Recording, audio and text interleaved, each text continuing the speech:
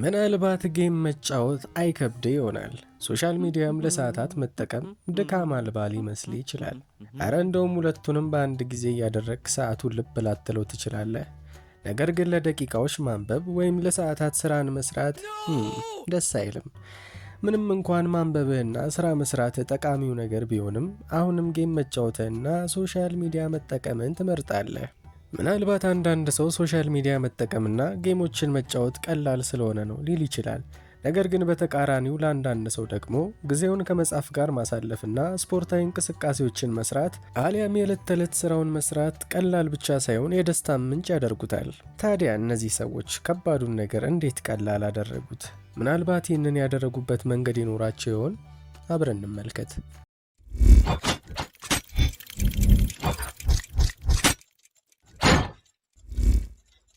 ይህንን ለመረዳት በመጀመሪያ ስለ ኒውሮትራንስሚተር ዶፓሚን ማወቅ አለብን። ዶፓሚን የደስታ ወይም ፕሌዠር ሞለኪውል በመባል ይታወቃል። ነገር ግን በዚህ ብቻ አያበቃም። ዶፓሚን ዲዛይር ወይም ፍላጎታችን እንዲጨምር ምክንያት ነው። ይህ ደግሞ ነገሮችን ለማድረግ ካለን ሞቲቬሽን ወይም ተነሳሽነት ጋር ቀጥተኛ ግንኙነት አለው። ይህንን ግልጽ ለማድረግ ሳይንቲስቶች አንዲት አይጥ አእምሮ ላይ ኤሌክትሮድ በማድረግ አይጧ ትንሹን የብረት ዘንግ ስትጫን ሳይንቲስቶቹ በአይጧ አእምሮ ውስጥ ዶፓሚንን ይለቃሉ። ውጤቱ በጣም አስደንጋጭ ነበረ። አይጧ ለረጅም ሰዓታት በተደጋጋሚ ያንን ዘንግ ትጫነው ነበር። ነገር ግን ይህ አልነበረም አስገራሚው ነገር። አይጧ ምግብና ውሃ እንኳን እምቢ በማለት በድካም ተዝለፍልፋ እስክትወድቅ ድረስ ነበር ዘንጉን ትጫኑ የነበረው። ካልሲ እንዳልበላች። በድጋሚ ጥናቱ በተቃራኒው ተሞክሮ ነበር። ይህም ከአይጧ አእምሮ ውስጥ ሙሉ ለሙሉ የዶፓሚንን ስርጭት መክታት ነበር። የዚህም ውጤት አስገራሚ ነበር። በተመሳሳይ አይጧ ካለችበት ቦታ ተነስታ ምግብን መመገብም ሆነ ውሃ መጠጣት አልፈለገችም። የእናቱን እጅ እንደለመደ ሕፃን ብቻ ምግብ ወደ አፍንጫዋ ሲያመጡላት ትመገብ ነበር። ከዚህ በተለየ ግን አይጧ ምንም ነገር ለማድረግ ፍላጎት አላሳየችም። ይህ ማለት ምግብ ለመመገብም ሆነ ውሃ ለመጠጣት ረሃብ ብቻ በቂ አይደለም ወደሚለው ድምዳሜ ይወስደናል። ምናልባት የአይጧ ጉዳይ ከበድ ያለ ሊመስል ይችላል። ነገር ግን በተመሳሳይ ይህንን በሰዎች የዕለት ተዕለት ተግባር ላይ በስፋት ይስተዋላል። አስገራሚው ነገር አእምሯችን ብዙ ዶፓሚን ሊያገኝ ወደሚችለው ተግባር ምንጊዜም ያዘነብላል። ነገሩ በዚህ ብቻ የሚያበቃ አይደለም። አእምሯችን የዶፓሚን ሱሰኛ ስለሆነ ያንን በብዛት ሊያስገኝለት የሚችል ማንኛውንም ነገር ቅድሚያ ይሰጣል። ለምሳሌ ምርጫ ቢሰጣችሁ እንበልና አጠገባችሁ አንድ መጽሐፍና አንድ ጣፋጭ ኬክ ቢቀመጥ የቱን ትመርጣላችሁ? አእምሯችን ኬኩን መመገብ የተሻለ ዶፓሚን ሊያስገኝለት ስለሚችል ገና ከመመገባችሁ በፊት ዶፓሚንን ይለቃል። ምናልባት የምትመገቡት ነገር ለሰውነታችን መጥፎ እንኳን ቢሆን አጅሬው ምንም ግድ አይሰጠውም። ለዚህ ምሳሌ ደግሞ አንድ የአደገኛ ሱስና አልኮል ተጠቃሚ ሰውን እንውሰድ። እነዚህ ነገሮች ከአስፈላጊው በላይ ያለመጠን ዶፓሚንን ስለሚያመነጩ አእምሯችን ለዛ ነገር ያለው ፍላጎት ይበልጥ ይጨምራል። በእርግጥ አብዛኛው የምናደርገው ነገር ዶፓሚንን ይለቃል። ልክ ውሃ ጠምቶን ስንጠጣ እንደሚሰማን ስሜት።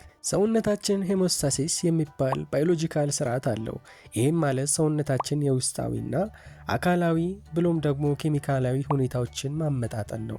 የሆነ አለመመጣጠን ሲከሰት ሰውነታችን ያንን ነገር ይለምደዋል። ለምሳሌ ቀዝቃዛ አካባቢ ስንሆን የሰውነታችን ሙቀት ይወርዳል። በዛ ምክንያት ሰውነታችን በመንቀጥቀጥ ሙቀትን ለማመንጨት ይሞክራል። በተመሳሳይ ሞቃታማ አካባቢ ስንሆን የሰውነታችን ሙቀት ይጨምራል። ሰውነታችን በላብ አማካኝነት ሙቀትን ለማስወገድ ይሞክራል።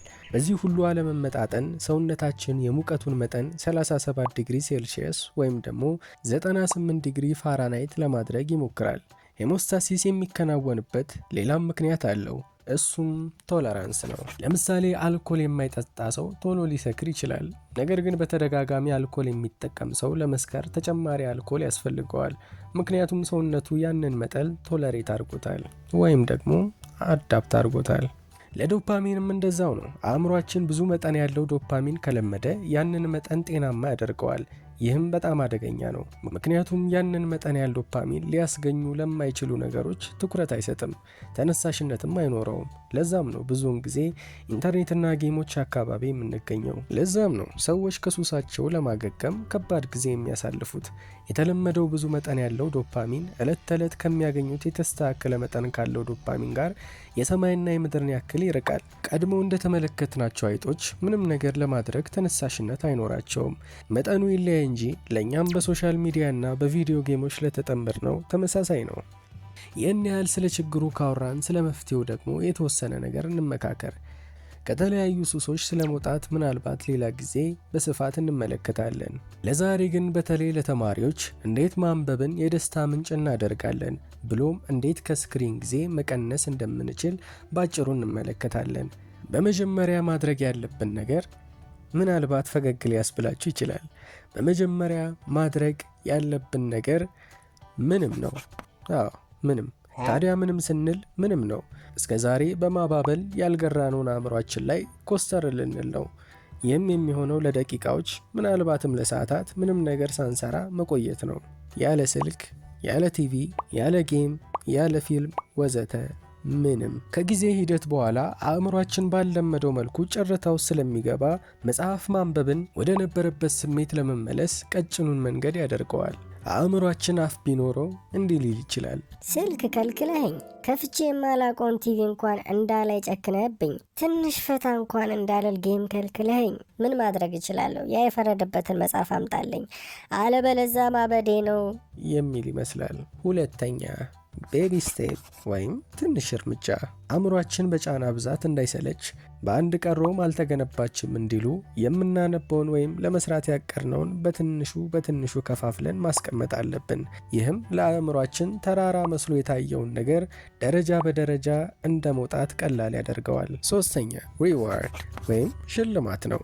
ይህም እያንዳንዱን ቤቢ ስቴፕ ወይም ትናንሽ እርምጃዎች ስንጨርስ ራሳችንን መሸለም ነው። ለምሳሌ እንደ መኪና ቁልፍ ቀላል ነው። ለምሳሌ ከአንድ ሰዓት ውስጥ ለ40 ደቂቃ ካጠናን 20 ደቂቃ የረፍት ጊዜ መውሰድ፣ በ20 ደቂቃ ውስጥ ጌም መጫወት የሚሆን ሶሻል ሚዲያ መጠቀም ባይመከርም፣ ምክንያቱም አንዴ ከጀመርነው አእምሯችን ወደ ቀደመ ቦታው የመመለስ እድሉ ከፍተኛ ነው። በዚህ ምትክ ከሰዎች ጋር ቀጥተኛ ንግግር ብናደርግ ወይም ለትንሽ ጊዜ ናፕ ብናደርግ ተመራጭ ነው። አራተኛ ኤንቫይሮንመንት ወይም አካባቢ። ለማንበብ ከሆነ ፍላጎታችን አካባቢያችንን ለማንበብ ምቹ ማድረግ አለብን። መጽሐፋችን አጠገብ ሶሻል ሚዲያ ከፍተን አጠገባችን ያለው ኮምፒውተር ያልጨረስነውን ፊልም እያጫወተ ቲቪ ላይ ያ የምንወደውን ፕሮግራም ወይም ሲትኮም እየታየ ለማጥናት መሞከር ጊዜን ማባከን ነው። በአንድ ወቅት ነው አሉ አንድ ሆስፒታል ታካሚዎች የሚጠቀሟቸው የምግብና የመጠጥ ምርጫ ጤናማ ያልሆነ ነበር። በሆስፒታሉ ካፍቴሪያ ውስጥ ከውሃ ይልቅ ለስላሳ መጠጦች ነበሩ ይበልጥ የሚሸጡት። ይህም በታካሚዎች ጤና ላይ አሉታዊ ተጽዕኖ ነበረው። ይህንን የተገነዘበች የሆስፒታሉ ዶክተር መፍትሄ ዘየደች። እሱም ጤናማ የሆኑ ምግብና መጠጦችን ከሌሎቹ በተለየ ታካሚዎቹ በቅርበት እንዲያገኙት ነበር። የለስላሳ መጠጦችን ከያዘው ማሽን የውሃ ምርቶችን የያዘው ማቀዝቀዣ ለታካሚዎች ቅርብ ነበር። በዚህ ምክንያት ሰዎች ከለስላሳው ምርት ይልቅ ውሃውን ምርጫቸው አደረጉ። የሽያጩ መጠን የለስላሳው ሽያጭ በ20% ሲቀንስ፣ በተቃራኒው የውሃው ሽያጭ በ35% ጨምሮ ነበር። ይህም የሚያሳየው አካባቢያችን በባህሪያችን ላይ ከፍተኛ ተጽዕኖ እንዳለው ነው። ብዙዎቻችን ማንበብ እንፈልጋለን፣ ነገር ግን ከመጽሐፋችን ስልካችን ቅርብ ነው። አሁን ባለንበት የቴክኖሎጂ ዘመን ደግሞ ስልካችን ራሱ መጽሐፋችን ነው። ይህም ሀሳባችን ወደ ብዙ ነገር የመበታተን እድሉን ከፍ ያደርገዋል። አምስተኛ ወይም የመጨረሻው መዘጋጀት። ምናልባት ለአእምሯችን እንዲያነብ መንገር መርዶ የማርዳትን ያህል ሊከብድ ይችላል። ስለዚህ አትንገሩት፣ ነገር ግን አዘጋጁት። ማለትም የምታነቧቸውን መጽሐፎች ማዘጋጀት፣ የምትጠቀሟቸውን ቁሳቁሶች እንደ እስክሪብቶ፣ እርሳስ፣ ካልኩሌተር ወዘተ ማዘጋጀት። ይህ ቀላል ሊመስል ይችላል፣ ነገር ግን እጅግ አስገራሚ ተጽዕኖ አለው።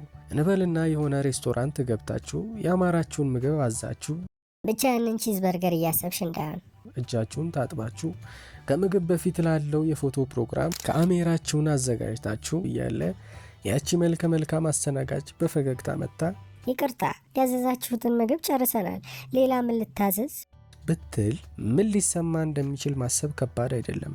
ምክንያቱም አእምሮህንም ካሜራንም በሚገባ አዘጋጅተሃል። መብላቷን ሳታውቅ እንዲሉ አበው። ለማንኛውም ለዛሬ ያቀረብነውን ሀሳብ በዚህ እንቋጫለን። በቀጣይ በሌላ ሀሳብ እስከምንገናኝ አዲዮስ።